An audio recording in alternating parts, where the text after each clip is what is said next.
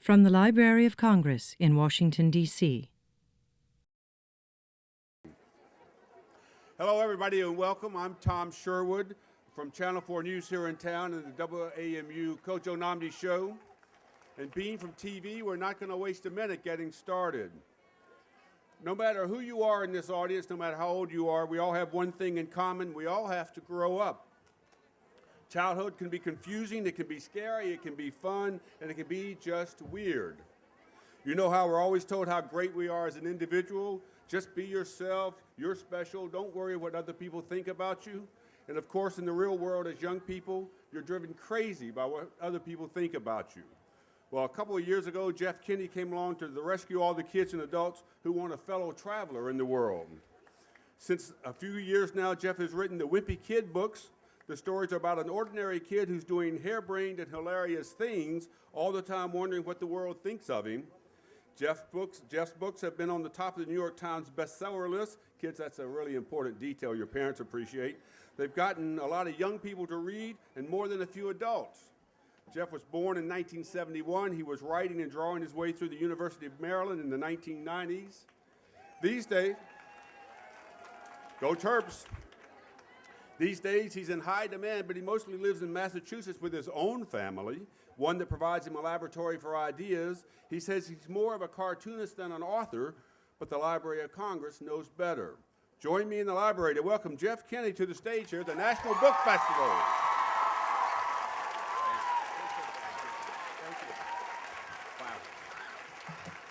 Hi, everyone. Thank you so much for coming out to see me on this rainy day. I'm a little bit nervous. Woo. This is so cool for me because I'm back home. This is where I grew up, and it's so cool to be back in D.C. So thank you. And I wanted to tell you, just to give you some perspective on this, to show you how humbled I am. In the first year, which was 2007, I did a lot of touring. And the average, I got about a half of a person in each audience. Not literally a half of one person, but between 0 and 1 was a very typical audience. So it's just crazy to see all these people. In fact, my son couldn't be here, and he really wanted me to get you guys to say hi. So actually, I have 2 sons, right? Will and Grant. Could you yell, "Hi, Will and Grant"? That is cool. They'll love that. Thank you so much. And I wanted to tell you what's funny about being an author. You go all over the country and you try to get support for your book. And a lot of times you're really humbled. You go to book signings and nobody shows up. And the bookstore owners are very nice to you. They say, there's 2 things that they say to you. One is that they say, it's a really miserable day out. Nobody wants to be inside of a bookstore, right? And the other thing they say is, it's a beautiful day out, nobody wants to be in a bookstore. I heard that speech so many times and, just sat there with my hands folded. So again, I'm really humbled to see so many people here. You're just staying out of the rain, what am I thinking?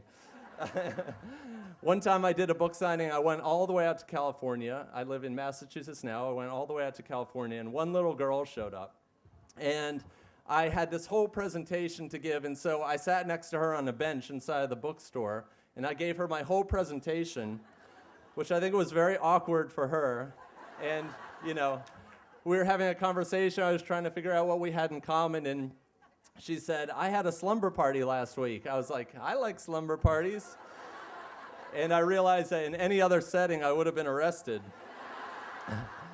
I had one successful book signing in 2007. 25 people showed up to a bookstore in New York called Books of Wonder.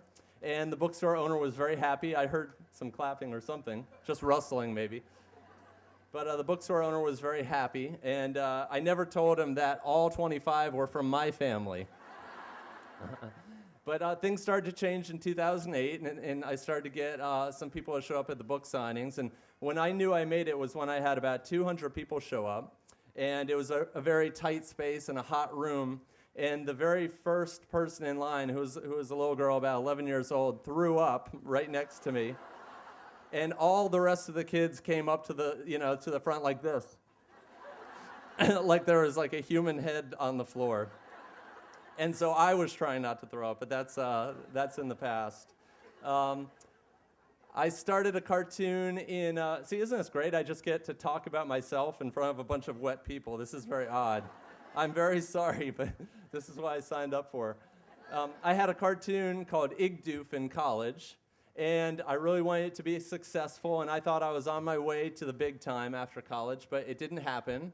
I had about 3 years of rejection letters, and the truth is, I didn't draw well enough. My work wasn't professional grade. And so what I did was, instead of trying to get better, I decided that I would just start drawing as a 7th grade boy, and that nobody could ever doubt my artistic merits. And so that's how the idea for Diary of a Wimpy Kid came about. And I decided, you know what I'm going to do? I'm just going to work on this book. I'm going to fill up this idea book with ideas. And then I'm going to start writing. And I didn't want to write my first page until I had finished my whole idea book. And unfortunately, that took about 4 years. And it was another 5 years before I was done writing the book. So from end to end, I know my math is a little bit off here, but from end to end, it took about 9 years from the time I came up with the book until the time it was in print. Which is strange because a lot of the kids that are reading my book now are younger than that. But I started writing the book in my basement in Plainville, Massachusetts. I've never had an interpreter. This is so cool. She needs a round of applause, I think. This is cool. She's humbled. That's a universal sign. But I started writing the book in my basement in Plainville, Massachusetts. It's a 200-year-old basement. I was down there with dangerous levels of radon and spiders. And I started publishing on the web on funbrain.com, and it was so cool. Like I would post a new entry at about 3 in the morning, and I'd get email responses from China, Pakistan, Russia, from people who read the book from all over the world, like as I was writing it. And my boss told me, he said, I have a full-time job. My boss's his name is Jeff Brollier, and he told me, I don't want you to spend a lot of time during your workday answering these emails. I said, don't worry, I won't. And about a second later, I get another email from Jeff Brollier, and it says, it's written in like kid text speak, right? And it says like, how are you? I really like your book, but it's like how are with the letter R and then you. And I was like, I can't believe, and it said from Jeff Brollier. And I was like, I can't believe he's trying to bait me into writing him back. He's trying to get me fired. And so I wrote back to him and said, are you home alone? What are you wearing? And luckily, right before I hit the send button, I thought better of it, and I realized it was his daughter writing from his home account.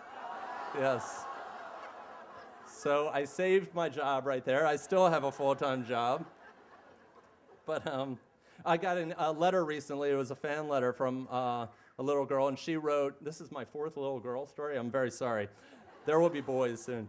But I got this letter that said, in your next book, you should have a girl named Olivia, and Greg's in love with Olivia, and she's great, and she's pretty, and blah, blah, blah. Signed, Olivia. Does that mean laugh? Like, is that how you're getting them to do that? That's great. But I went to New York Comic Con a few years ago in 2006. I met just the right person to get the book published. And his name is Charlie Kochman. And he and I both thought that it was a book for adults. I never intended for it to be for kids, which is fairly ironic given that we're in the kids and teens tent right now. But there have been lots of twists and turns in this story. In fact, my publisher, aside from Charlie, they were very worried that I couldn't draw. And so they kept asking me, well, why don't we, before we decide if we want to take you on as an author, we'd like to see your real stuff first. And I kept stalling, and luckily I never had to turn over my real stuff. My book came out in 2007. First time I ever saw it, it was under a giant sign that said, Books for Girls. The books were spine out. I'm going to grab one here. He gave me a dirty look. Sorry, I will get it right back to you. The books, they're shelved like this, spine out, so every author, including myself, goes to every store and turns it face out. I'm sure there are security cameras of Stephen King going, turning his books like that. That's why I had success. But I grew up in Fort Washington, Maryland. Anybody from there? Somebody said Maryland. Yeah, that's good. But some of the stories are from, some of the stories in Diary of Wimpy Kid are from my childhood. including the one where Greg actually hides from his swim team coach in the bathroom. Greg is wrapped in toilet paper in the stall and, sitting there shivering, and that happened to me. Also, my athletic career in high school was cut short because my coach said, "Get your butts over here," and I ran at him with my butt pointed at him. That was my last day of freshman soccer. All right. But I love those stories that are relatable. I love real stories, things that happen to ordinary people like me. And that's why I think it's so cool that the next person on this stage is Judy Blume, who is kind of the queen of writing, relatable stories. And here are some stories from the next book, which comes out in about a month. One of the stories is about a mother-son reading club, which I just think that's comic gold right there. And then the other is about a kid's worst fear, or at least mine, which was that, as a kid, I would have to walk through the YMCA bathroom, which is like an open shower area, which I think is the worst thing a kid could ever go through. So that's also in the next book. My son, Will, I'm trying to come up with new ideas. My son, Will, luckily, is a mini Greg Heffley. And he told me recently, he said, when he was in preschool, he said, when we clean up the room, everybody sings a cleanup song, like clean up, everybody do your share. And he says, well, I just sing the song. I don't actually do any of the cleaning up. And he recently announced when he was asked to go outside and ride bikes by his mother, he announced that he was an indoor person. So I'll be getting ideas from him for years to come. Somebody recently asked me how many more books do I have coming out, and I said that I was going to milk this cow for as long as I could. And then the very next question was, what's the cow's name? And I wanted to tell you also, hopefully not in an effort to self-promote, but there's a movie being made, and I'm happy to say that I was just on the set 2 days ago, and I got to see the big apple fight between the trees and the Wizard of Oz play and Dorothy. I got to see Fregley wrestling Greg, which was odd, and I got to see the real cheese, which was very cool, and you don't want to touch it. And so I think I'll cut my blabbering short and go right to, actually, let me show you a few pictures really quick from the next book. Yeah. This is the very first sneak preview of this book. I carry this guy around with me all the time. He's just showing my pictures. But that is Greg as an indoor person, right? This is Greg's summer vacation. And let me show you another one. So this is Greg's idea. Oh, he says hold him up. Okay. We're amateurs. Okay. This is Greg's idea of the ideal summer vacation, which is no responsibilities. Shades drawn, lights off, playing video games. And so, of course, his mother has other ideas. So this is Greg's mom saying, you should really let some sunlight in here, right? And Greg is like a vampire. I wanted to show you Greg's attitude towards the beach. Do we have the beach picture? Sorry about that.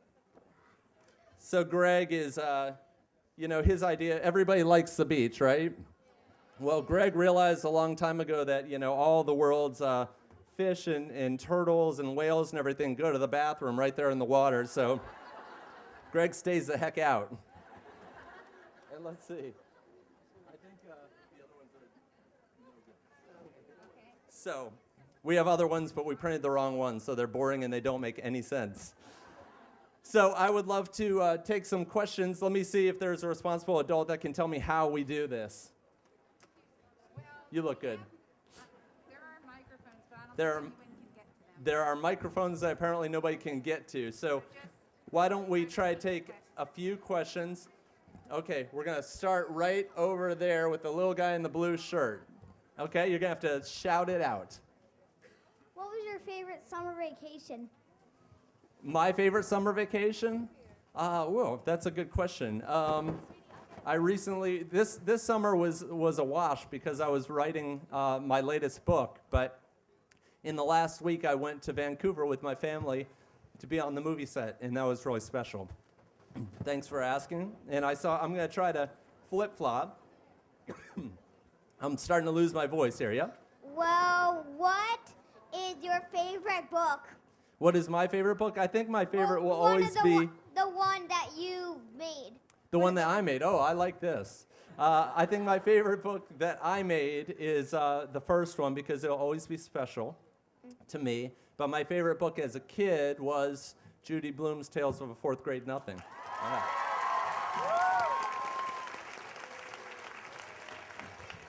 I'm going to just ask you a shout out. Go for it. Did I have a best friend like Rowley? Thankfully, my best friends were nothing like Rowley. But I came up with Rowley because, Greg is a crummy kid sometimes, you may have noticed, not really a role model. And I wanted a kid who was really, a pure kid. And so that's how I came up with Rowley. All right, let's do the microphone again. Let's give it a shot. Okay. There's no adults right there, right? Let's go with the guy in the foreground with the hoodie, and then we'll do the guy behind him that was taller. Yep? What? Okay, so hoodie guy, go get the microphone. And somebody will tell me when it's my time is up, right? Okay. Jason? What's your fourth book called? What's the fourth book called? It's called Diary of a Wimpy Kid, Dog Days. Yeah? Okay, go ahead, bud. What influenced you to become an illustrator? What influenced me to become an illustrator? Well, I really had wanted to be a cartoonist, but I couldn't break in, so I think failure influenced me. I never thought that I'd be an author. I think it's sort of silly that that's what happened. When I go to these places, I don't feel like a real author. I feel like a failed cartoonist. Okay, let's go. Yeah.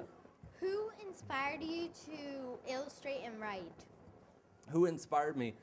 Back in the 1980s, there was like a trio of cartoonists that sat atop the comics pages, and they were Burke Breathed, who did Bloom County, Bill Watterson, who did Calvin and Hobbes, yeah, and Gary Larson, who did The Far Side. And you can see that you guys know who those people are now, and they've stood the test of time, and I'd like to do that too. Okay, back to this side. Why do you call him the Wimpy Kid? Why do I call him a wimpy kid? I think he's a bit of a wimp. He hides in the bathroom, and he does all sorts of wimpy things, and he only plays video games. So I really wanted to write a story about a kid who wasn't the cool kid or the popular kid, and a kid who was like a lot more like me. So that's how I came up with that. In 1 sec. Any water? Okay, next over here. I have 2 ideas for your next book if you need them. Okay, where's my lawyer? Are you Olivia? Go for it.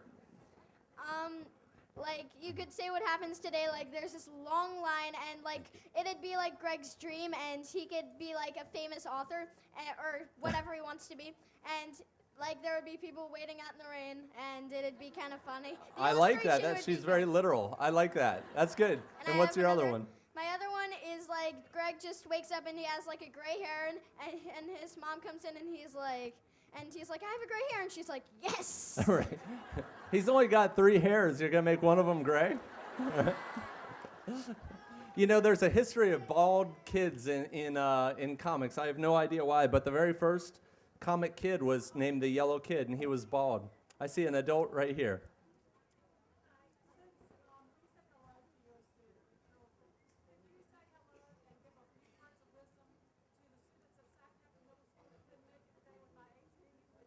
Okay, great. Hi, kids. Sorry you couldn't be here, but thank you so much for listening to me. And I'm honored that you read my books. Sure. Yeah. Oh, okay. I'm going to try to get the kids at the microphones because they stayed in line. Sorry. But go ahead.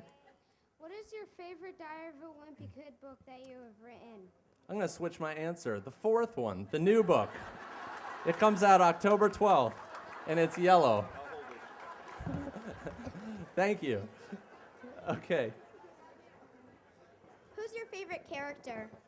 My favorite character is actually Rowley because he's sort of uncorrupted, you know? And I think when you see the movie, there's a kid named Robert Capron, and he does such a great job as Rowley. He was born to be Rowley, and you guys are going to fall in love with him. Yeah? Some boy just said, ew. I don't mean like that. Jeez. Yes. What is the book after Dog Days? What color is it going to be? What color is the next book going to be? Well, we came up with this miserable idea for coloring our books, which was to use, are they primary colors? No, is green primary? Well, basic colors anyway, so we're out of basic colors. So you name it, and we'll see if, what color would you like it to be? I don't know. He says he doesn't know. That was his chance. It's good. Okay. I've learned my lesson. It may be purple. Yeah. Okay, right here.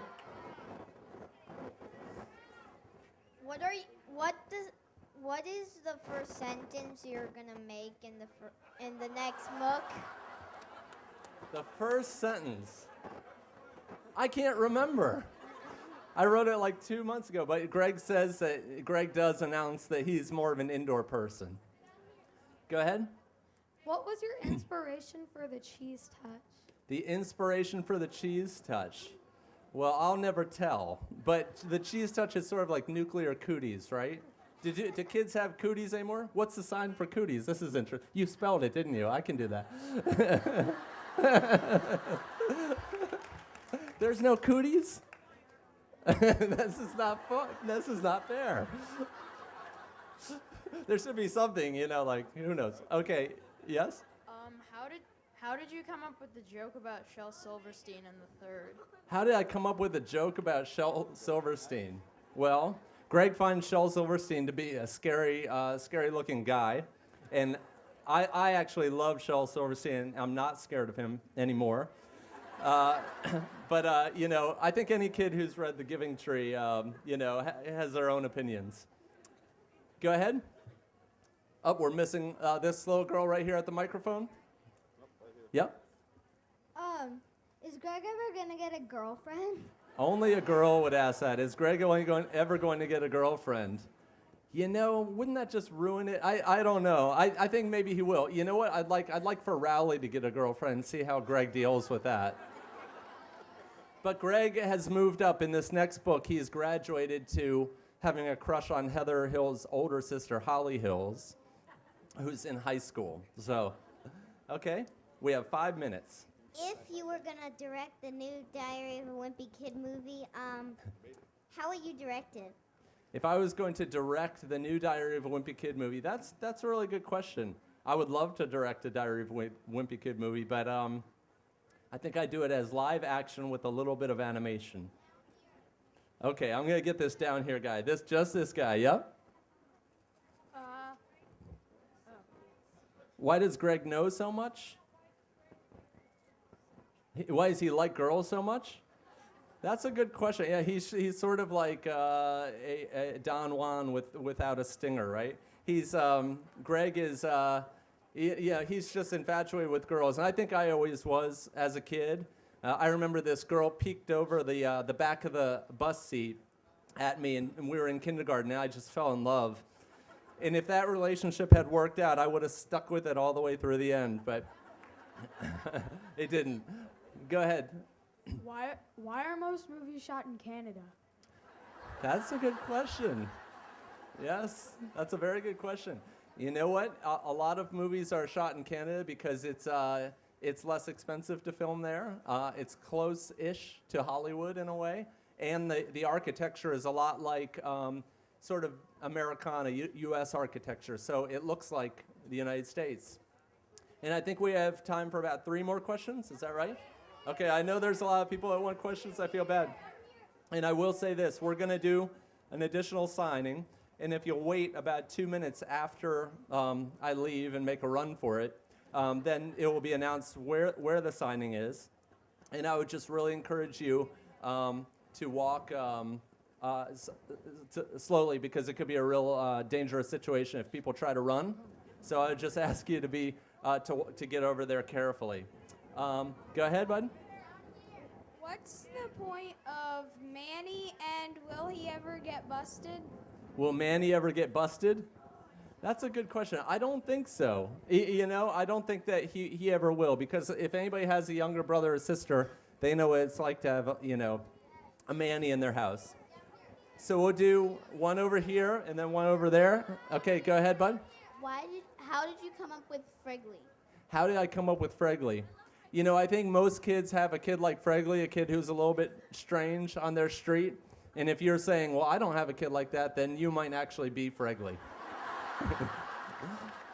Okay, I'm sorry that there are more questions, but we're going to answer this one more, and then I have to give up to the stage to the great Judy Blume. But I'll say something right after this. Go ahead. What inspired you to make Roderick? What inspired me to make Roderick? Well, I'll tell you this, is that if anybody has an older brother or lives with a teenager, they know what it's like to live with Roderick. Now, I'm going to ask you one favor. First, I want to thank you for having me here. It is really humbling and really an honor to be in front of this many people.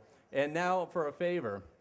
I'm going to ask you, as I leave, to make a huge riot of noise so that Judy Blume is jealous and feels like she can't actually, measure up. So, thank you very much. I appreciate it. This has been a presentation of the Library of Congress. Visit us at loc.gov.